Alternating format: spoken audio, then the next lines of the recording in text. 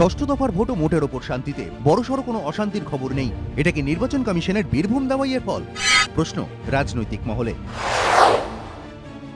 কিন্তু কি এই বীরভূম দাওয়াই? পর্যবেক্ষকদের একাংশের মতে দাওয়াইটা হলো পুলিশ প্রশাসনের যেসব কর্তাদের বিরুদ্ধে পক্ষপাতিত্বের অভিযোগ উঠেছে, ভোটের ঠিক মুখে তাদের সরিয়ে দেওয়া, যা শুরু হয়েছিল তৃতীয় দফার ভোটের আগে। তৃতীয় দফায় ভোট ছিল বীরভূমে। ভোটের মুখে বীরভূমের পুলিশ সুপারের পদ থেকে মুকেশ কুমারকে সরিয়ে দিয়েছিল নির্বাচন কমিশন। তারপর থেকে এই দাওয়াই চলছে, বীরভূম থেকে শুরু, তাই বীরভূম দাওয়াই।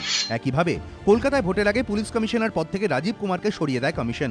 পঞ্চম দফায় ভোট ছিল উত্তর 24 পরগনায়, দক্ষিণ 24 পরগনায় ষষ্ঠ দফায়। এই দুই জেলার ভোটের আগে ফের কমিশন বীরভূম দাওয়াই প্রয়োগ করে। পঞ্চম দফা ভোটের আগে সরিয়ে দেওয়া হয় উত্তর 24 পরগনার পুলিশ সুপার তন্ময় রায়চৌধুরী এবং দক্ষিণ 24 পরগনার জেলা শাসক পিবি সেলিমকে। এর পাশাপাশি পক্ষপাতিত্বের অভিযোগে বেশ কয়েকজন আইসি, ওসি, এসআই, এসডিপিওদেরও বদলি করেছে কমিশন।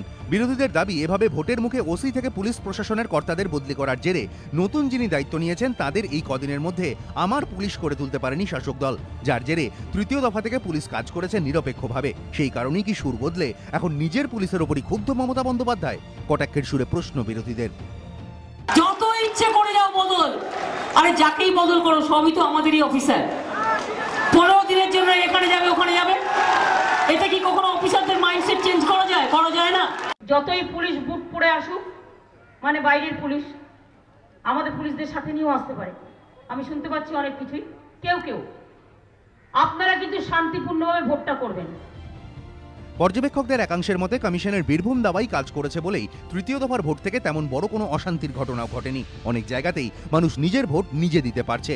বিরোধীদের দাবি, এতেই সিঁদুরে মেঘ দেখছে তৃণমূল। হয়তো তাদের মনে পড়ে যাচ্ছে শিলিগুড়ি ভোটের কথা, যেখানে ভোট লুট রুখে মানুষ নিজের ভোট নিজে দিতে পেরেছিল।